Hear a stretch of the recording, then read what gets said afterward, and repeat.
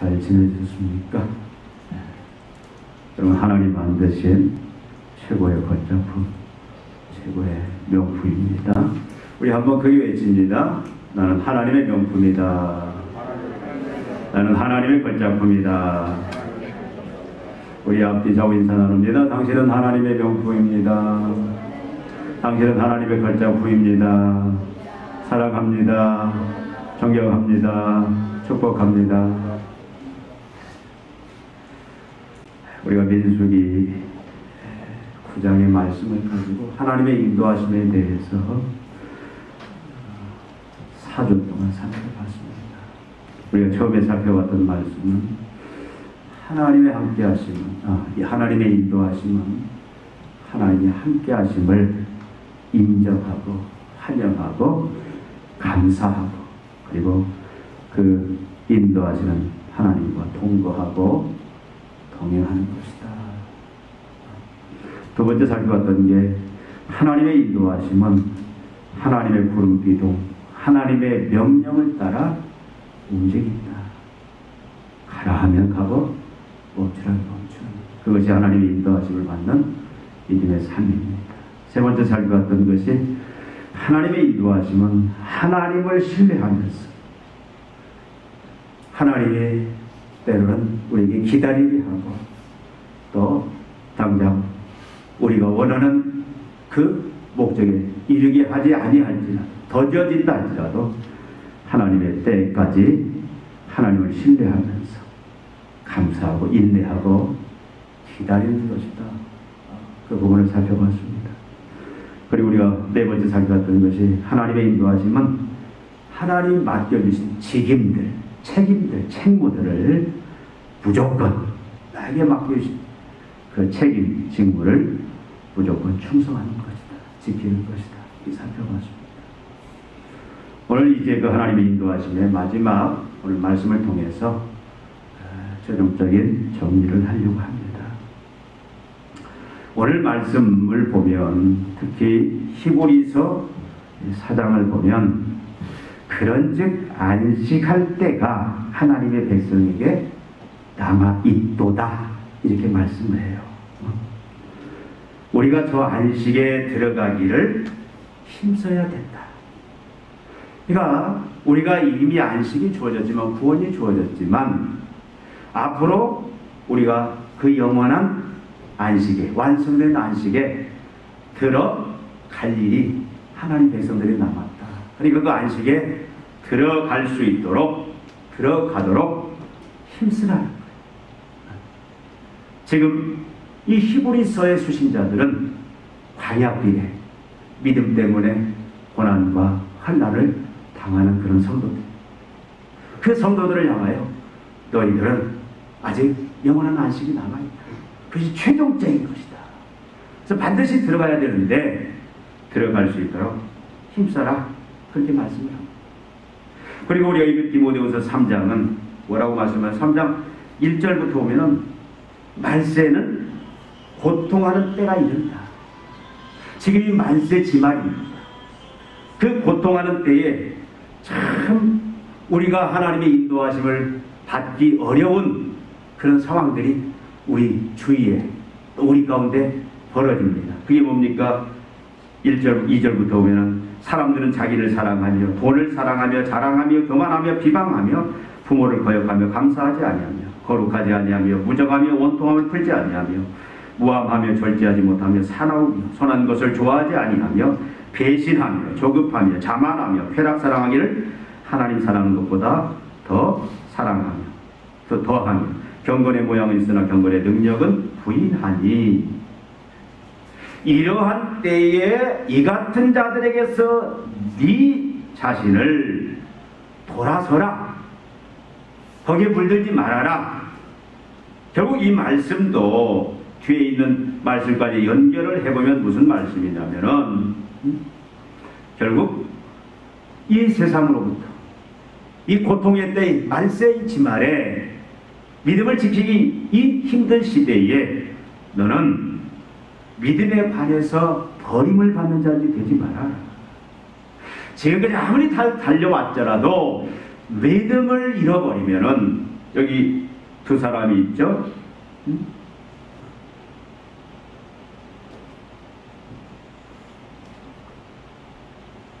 8절에 있는 것처럼 얀네와 얀브레가 모세를 대적한 것 같이 그들도 진리를 대적하니 이 사람들은 그 마음 급해한 자 믿음에 관하여는 버림을 받은 자들. 지금까지 잘 믿음의 생활을 해왔는데 마지막에 이 믿음을 지키지 못함으로 인하여 안식에 들어가지 못하게 되었다. 그래서 우리는 믿음을 잘 지키고 안식에 들어가기를 힘쓰라. 그런 말씀입니다. 여러분, 우리의 궁극적인 목적지는 어디냐면 이 땅이 끝이 아닙니다. 이 땅은 과정입니다. 우리는 영원한 안식. 우리가 개인적인 종말 죽음을 맞이하면 우리는 영원히 하나님의 보좌 천국에 갑니다. 그러나 예수의 재림 때 이제 육체와 함께 다시 영원히 부활해서 예수님과 같은 영광스러운 몸으로 이제 하나님의 생명에 그 무한함에 참여하게 되는 그런 구원의 완성이 주어집니다. 그것이 우리의 목적지. 젊으나 나이가 들었으나 우리의 궁극적인 목적지는 영원한 안식에 들어가는 겁니다. 근데 주님은 그 안식에 들어가기를 힘써야 되는데 반드시 들어가야 된다. 그런데 너희들 각자 알아서 각자 자기의 방법으로 우리가 군대 용어로 하면 각계 전투로 들어가라. 그렇게 말씀하시지 않아요. 그냥 알아서 네 힘껏 들어가라 그렇게 말씀하시지 않고 주님은 이 광야길 통과하기가 쉽지가 않습니다. 얼마나 많은 유혹이 있습니다. 이 고통의 때 말세 지말에 우리가 믿음을 지켜내기가 쉽지가 않아요. 그래서 그걸 잘 통과하고 안식에 이를 수 있도록 하나님이 은혜 방편 도구를 주셨습니다. 그게 히브리서나 디모데후서에서 공통적으로 하는 게 뭐냐면 하나님의 말씀이에요. 말씀.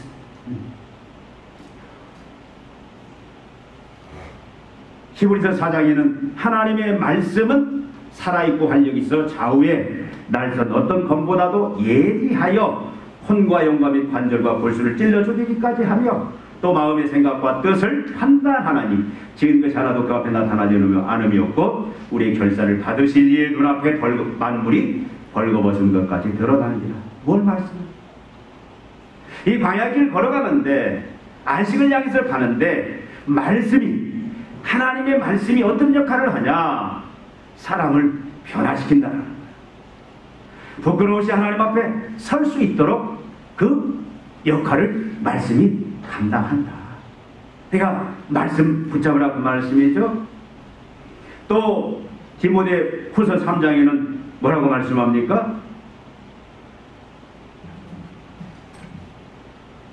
그러나 너는 배우고 확신한 일에 거하라. 너는 내가 누구에게서 배운 것을 알며 또 어려서부터 성경을 알았나니 성경은 능히 너로 하여금 그리스도 예수 안에 있는 믿음으로 말미암아 구원에 이르는 지혜가 있느니라.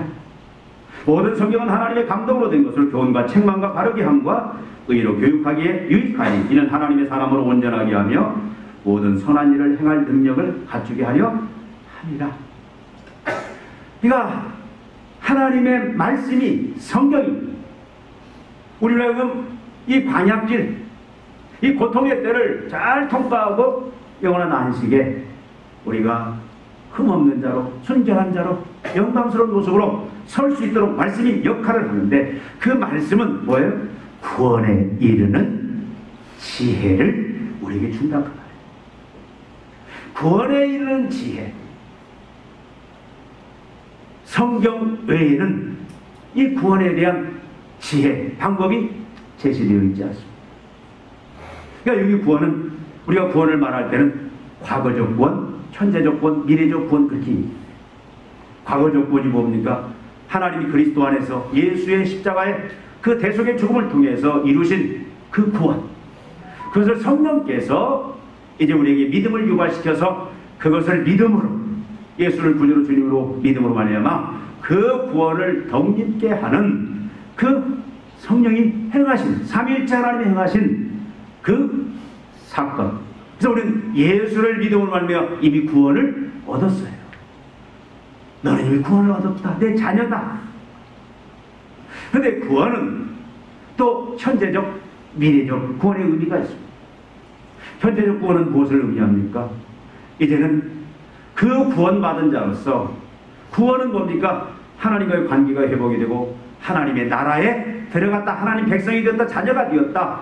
그 말은 하나님의 통치를 받는 백성이 되었다. 그러니까 현재적 구원은 그 통치 속에 계속 머물러 있어야 돼. 하나님과 바른 관계 속에 있어요. 그로 인해서 우리가 개인적인 성화를 이루어갑니다. 예수님을 계속 닮아가요. 근데 우리가 구원과 함께 또 하나님 주신 게 뭐냐면 소명입니다. 교회 안에 하나님 각자 직임 소명을 주신 게 있어요. 목사, 선교사, 또 장로, 권사, 집사, 평신도 다 주신 소명이 있습니다. 또 세상 속에 소명, 이건 직업이라는 말과 똑같은 말인데 우리 직업을 통해서 하는 일을 통해서 하나님 앞에 감당해야 될 그런 일들이 있어요. 그것에 필요한 모든 것들, 현재적 구원을 이룰 수 있는 우리의 성화와 우리가 맡은 바 교회 안에서 세상 속에서 그 소명 사명을 감당할 수 있도록 바로 디모데후서 3장에 있는 말씀처럼 하자면 교훈과 책망과 바르게 함과 의로 교육하기 유익하니 이는 하나님의 사람으로 온전하게 하며 모든 선한 일을 행할 능력을 갖추게 하려 합니다. 하나님의 말씀이 이런 역할, 다른 건 할 수가 없어요. 세상의 어떤 철학도 어떤 지식도 우리로 하여금 현재적 구원, 우리가 하나님을 닮아가는 그 성화와 하나님 앞에 받은 그 소명을, 사명을 감당할 수 있는 그런 능력의 사업으로 만들 그런 힘은 하나님 말씀 외에는 없다 그 말이에요. 아무리 세상 교육을 많이 받아도 대학, 대학원 그 이상의 학문을, 최고의 학문 접하고 그걸 취득했다 할지라도 우리로 하여금 성화와 또 하나님의 사명을 감당하는 그런 능력의 사람을 만들 수 없다. 그걸 만드는 것은 오로지 하나님 우리에게 주신 하나님의 말씀밖에 없다. 그래서 그 말씀을 통해서 우리로 하여금 광야길을 잘 통과하여 영원한 안식에 이르게 하신다 그 말씀.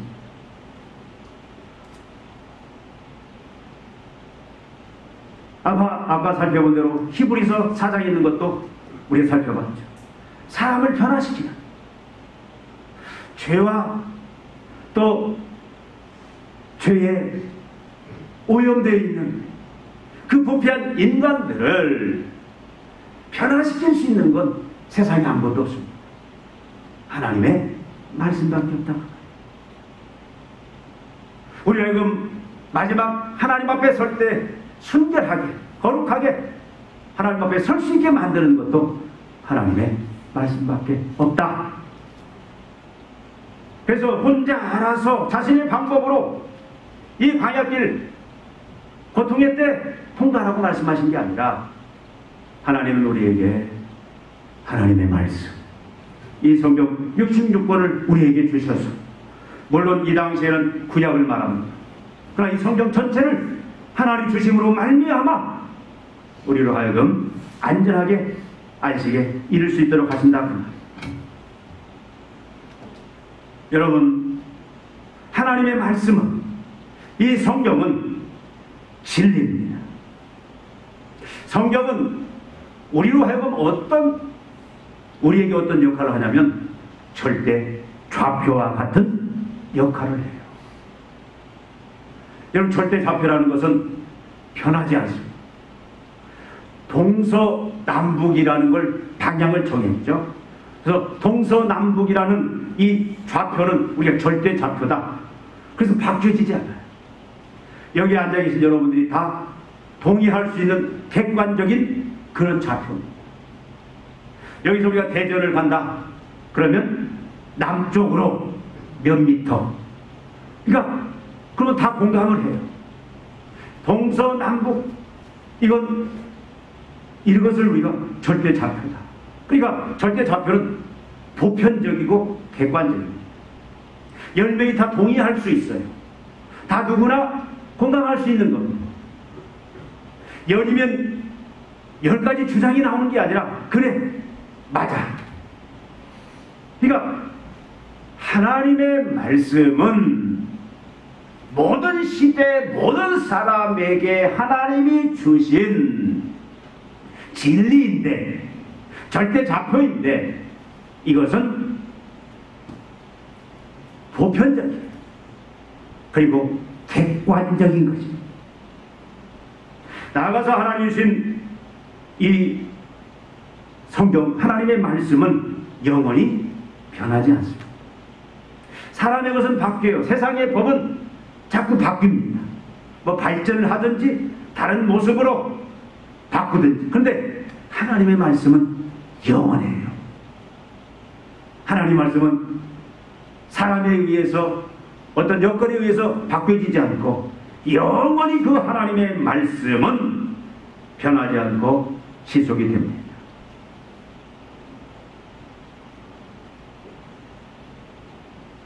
여러분,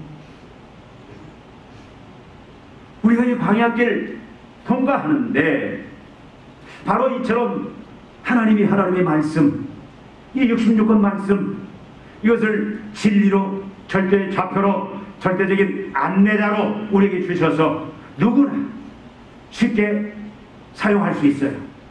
쉽게 그것을 붙잡고 광야길 통과할 수 있도록 보편적이고 객관적으로 또 변치 않게 주셨다, 그 말입니다.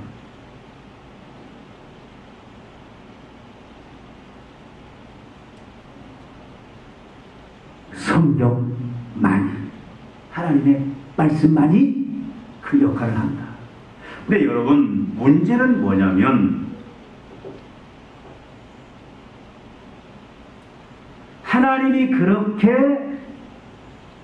절대 좌표로 보편적이고 객관적인 영원히 변치 않는 그런 절대 좌표 진리, 절대적인 안내자 역할을 하는, 구원이 무엇인지, 구원에 어떻게 이르는지, 현재적 구원, 우리가 어떻게 거룩하게 예수님을 닮아가는지, 우리가 어떻게 하나님 주신 사명을 내 직업을 통해서 교회 안에서 어떻게 성공적으로 감당하고 마지막 안식에 이를지, 그 모든 그 안내 역할을, 지혜 역할을 감당하는 하나님의 말씀을 우리에게 주셨는데, 문제는 뭐냐? 이 세상 속에서 성경이 그 자리, 절대 좌표의 자리, 절대 안내자의 자리를 빼앗겨 버렸다라는 거예요.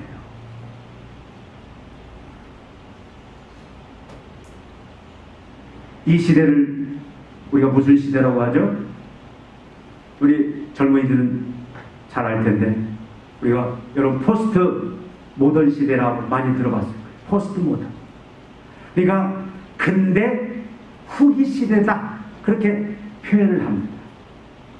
그러니까 좀 나이 드신 분은 좀 어려울지 모르겠지만, 역사를 근대, 그리고 근대 전, 전근대, 근대 이후에 근대 후기, 이렇게 보통 나눠요.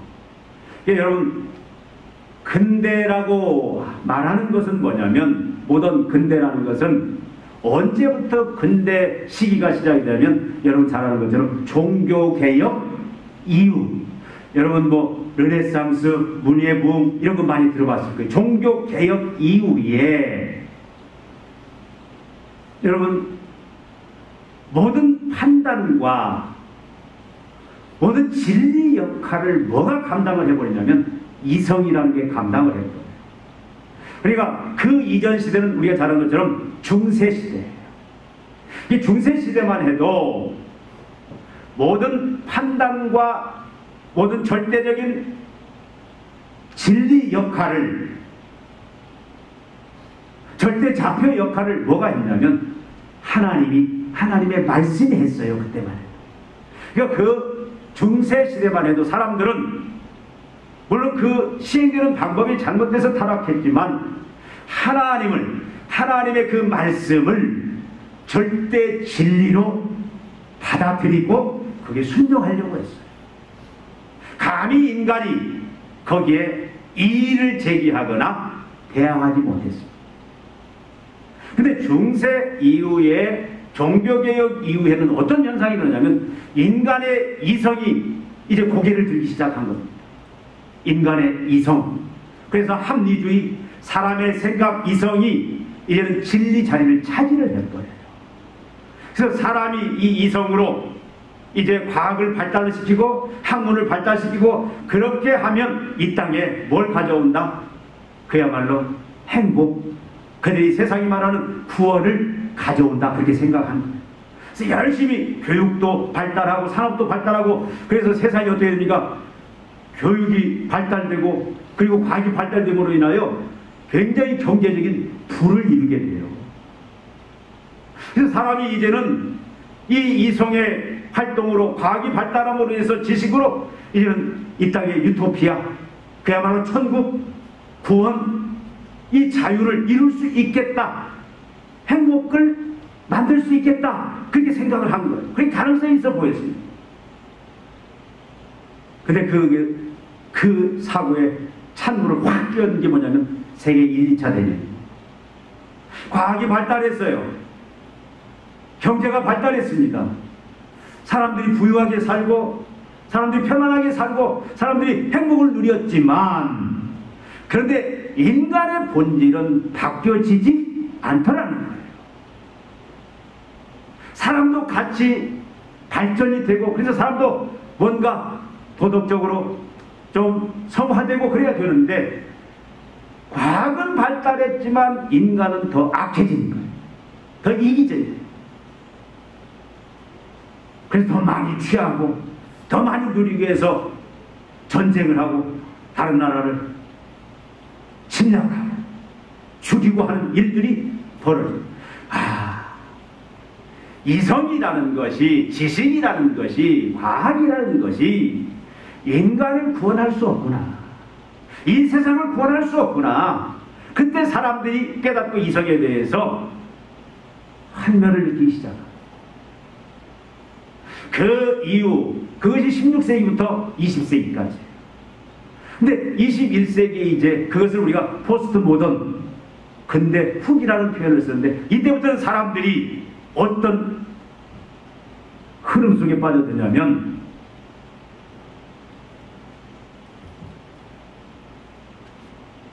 우리가 다원주의라는 말을 많이 씁니다. 다원은 일원의 반대, 일원은 하나, 통일. 그러니까 원래 하나님의 나라는 일원입니다.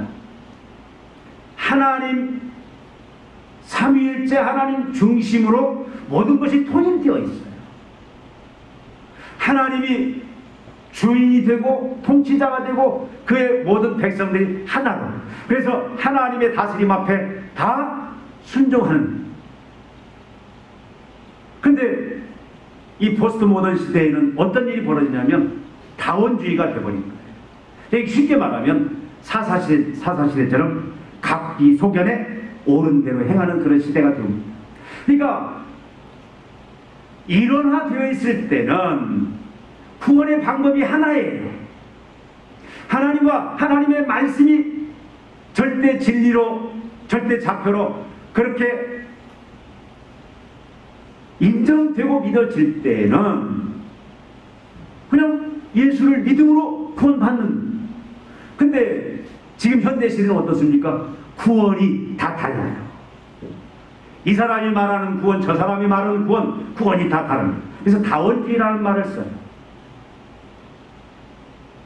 종교마다 구원이 다르고 사람마다 구원이 다르고. 그래서 그 구원이 뭐냐? 우리가 말하는 구원이 아니에요. 이 시대는 구원은 뭡니까? 자기를 행복하게 만드는 것이 구원이라고 합니다. 구원. 자기가 행복하면 돼요. 다른 사람은 상관없어요. 다른 사람이 불행해지든 다른 사람이 기분이 나쁘든 그건 상관없습니다. 나만 행복하고 내 공동체만 행복하고 그것이 구원이다, 그렇게 생각합니다.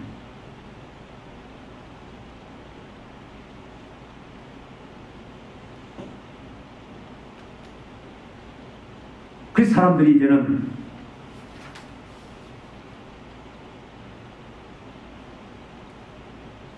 그 주관적인 그 구원.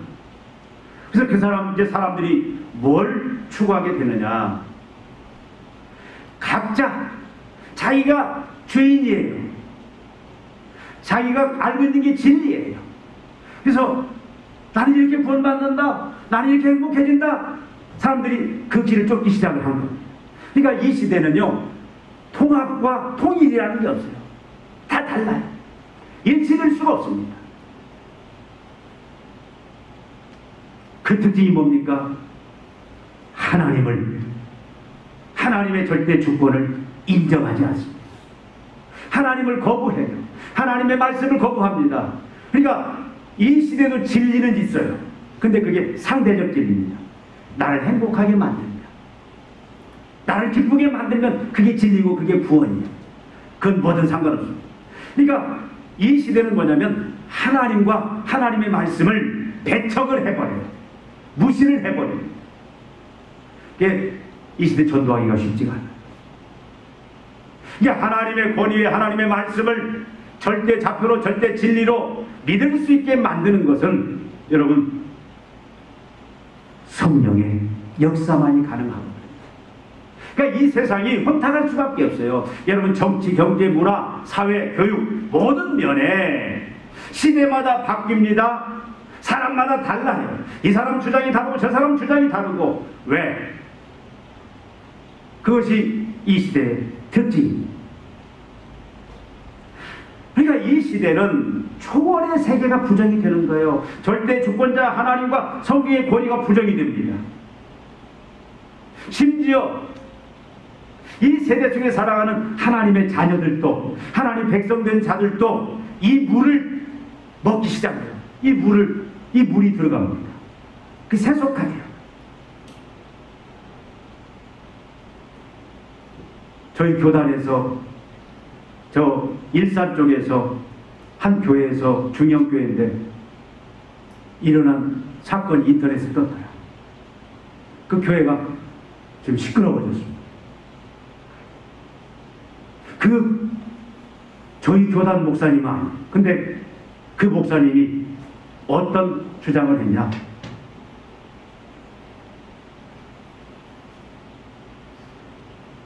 죄송하지만 저희 합심교단은 아직 여자 목사님을 세우지 않습니다.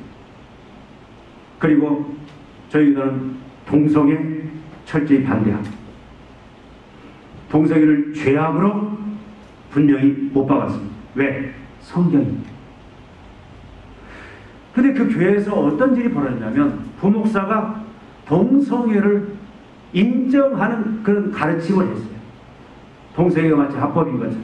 물론 어떤 의도에서 말했는지는 우리가 공감이 가지만, 그러면서 문제가 됐던 건 뭐냐면 우리가 하나님께서 절대 변하지 아니하는 보편적이고 객관적인 절대 좌표로, 절대 진리로, 절대 안내판으로 주신 이 하나님의 말씀을 뭐라고 평가해버리냐면 이것은 과거 옛날에 고리타분하게 준 전통적인 체일뿐이다. 시대가 바뀌었으니까 이 말씀도 바꿔서 해석을 해야 된다라고 그렇게 말을 하면서 동성애가 마치 성경적인 것처럼 그렇게 이야기를 했어요. 그래서 그 노예에서 그 주장을 한 목사님을 권고사직하게 했는데 그 교회가 전체적으로 노예를 탈퇴해버리는 일들이 벌어졌어요.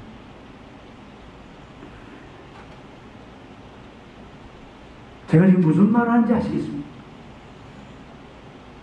하나님을 섬기는 교회 안에서도 말은 그렇게 이해합니다. 성경이 하나님의 말씀이다. 살아계신 하나님의 말씀이다.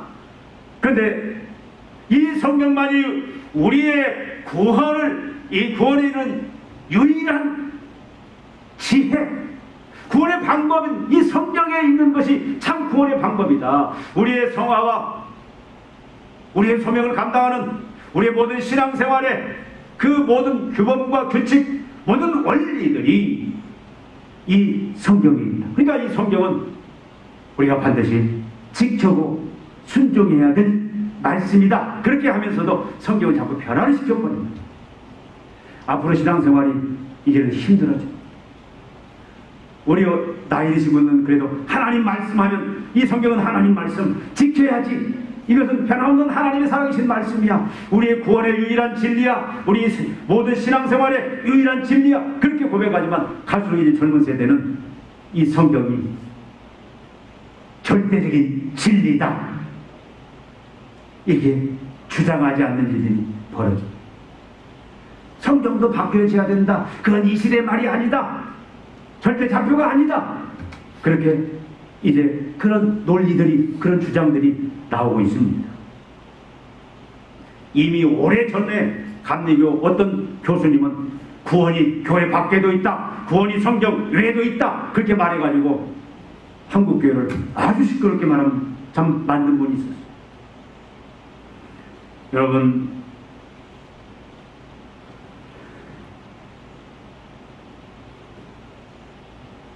세상이, 그리고 일부 신앙을 가진 사람들이 성경을 우리가 영원한 안식에 이르는 하나님 주신 절대 좌표로 아니다, 그렇게 주장하는 시대라 할지라도, 그러나 분명한 것은 성경만이 절대 좌표다.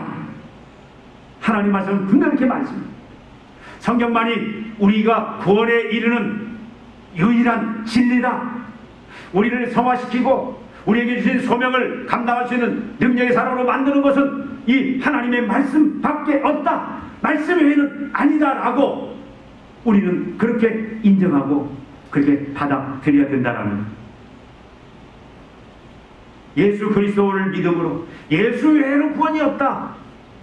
성경이 그렇게 말하니까 우리는 예수 그리스도를 믿음으로 구원받은 사실, 현재적 미래적 구원, 우리의 소명, 우리가 교회 아니라 우리가 세상 속에서의 하나님의 사명을 이루는 완전한 사람으로 바뀌어 가는 것, 우리가 성숙한 사람으로 변화되어오는 그것을 가능케 하는 것은 이 절대좌표 하나님의 말씀밖에 없다. 오늘 말씀은 우리에게 분명하게 이것을 전하고 있다는 거예요. 여러분, 나가서 우리는 각자 정치에도 참여해야 됩니다. 경제활동도 합니다. 사회활동도 해야 돼요. 교육, 또 문화, 우리 여러 가지 다양한 활동들을 합니다. 교회가 교회 이름으로 정치에 참여하지는 않아요. 그런데 이 하나님의 말씀이 모든 관점이 돼야 된다, 그 말이에요. 하나님 말씀이 안경이 돼야 된다, 그 말이에요. 우리가 정치 세계를 바라보는 그 시각도 관점도 뭐가 하나님의 말씀. 그러니까 정치가 성경을 해석하는 게 아니에요. 성경이 정치를 해석하고, 성경이 문화를 해석하고, 성경이 교육을 해석하고, 성경이 이 세상의 사회를 해석하고, 성경의 관점으로, 성경의 안경으로 우리가 정치, 경제, 문화, 사회, 이 모든 세상을 바라봐야 된다고. 그리고 성경의 안경을 써야 된다. 그것이 절대 좌표로 인정하는 그런 모습이다, 그 말이에요. 나머지는 다 내려놔요. 나머지는 다 상대적이에요.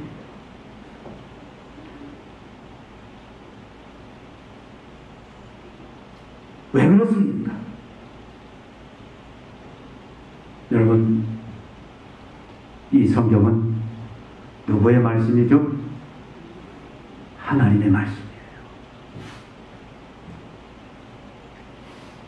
제일 오래 쓰여진 모세오경이 BC 1446년 보통 이야기하죠. 그러니까 지금으로 가면 한 3500여 년에 쓰여진 모세가 쓴 책이지만 성령께서 모세를 통해서 기록한 제일 마지막에 쓰여진 게 요한계시록입니다. AD 90년이요. 그러니까 지금으로부터 지금 2020년이니까 한 2030여 년 전에 하나님이 요한을 통해서 기록. 66권은 하나님이 그 사람을 영감을 주셨다고 했죠. 감동시켜서 그 사람의 이성활동, 지식을 활용해서 성령이 기록한 하나님의 말씀입니다.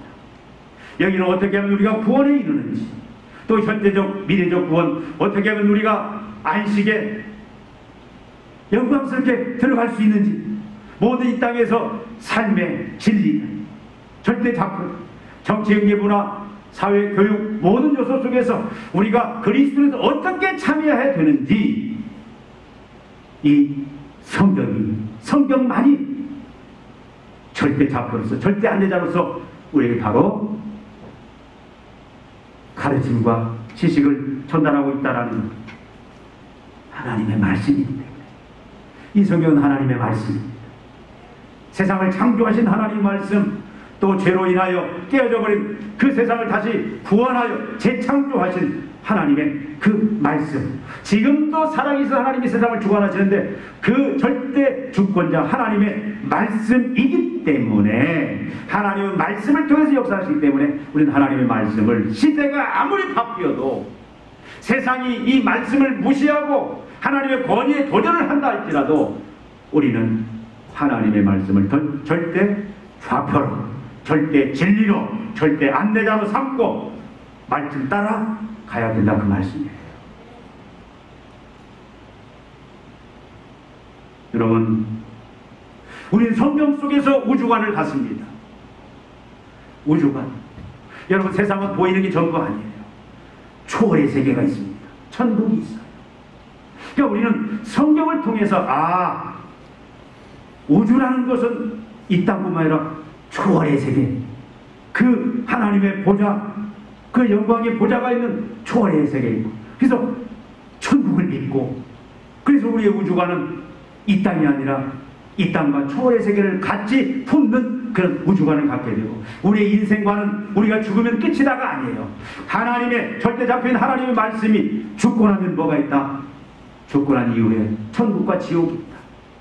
그래서 예수를 믿음으로 우리는 지옥에서, 죄로 말미암은 지옥에서 이제는 우리가 벗어나 천국에 이를 수 있다. 그래서 우리가 바른 인생관을 갖게 되는 거예요. 세상 사람들이 이 인생관을 갖지 않습니다. 죽으면 끝난다고 생각하는 거예요.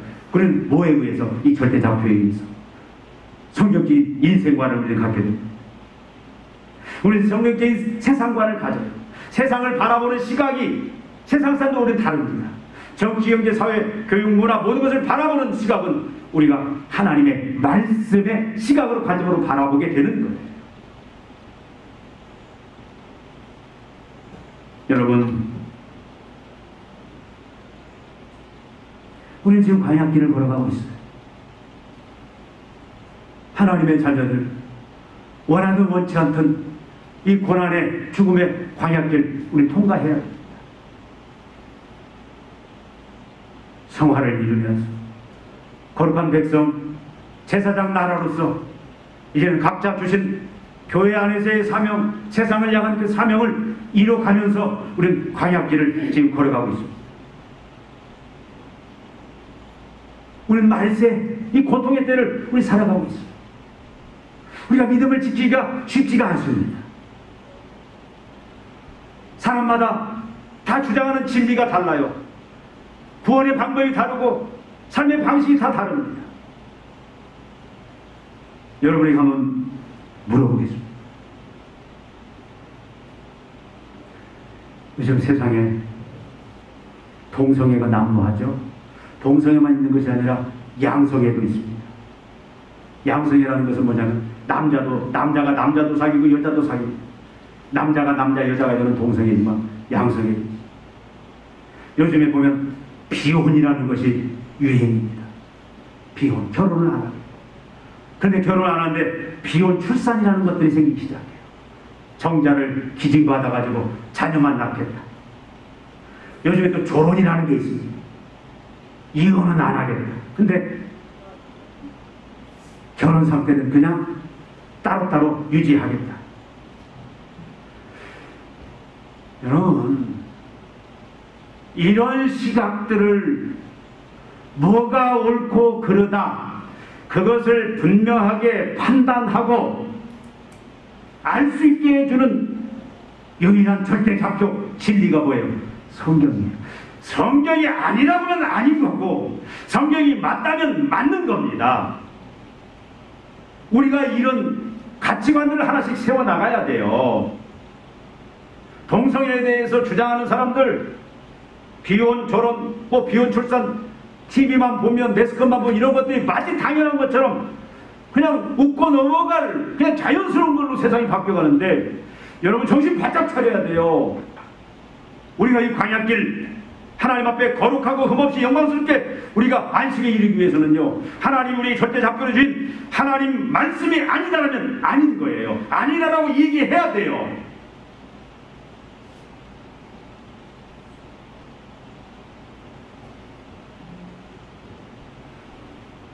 여러분, 성경은 진보주의입니까? 보수주의입니까? 여러분, 정치는 분명히 뭐가 드러나요? 하나님의 공의와 하나님의 공의, 정의가 드러나야 돼요.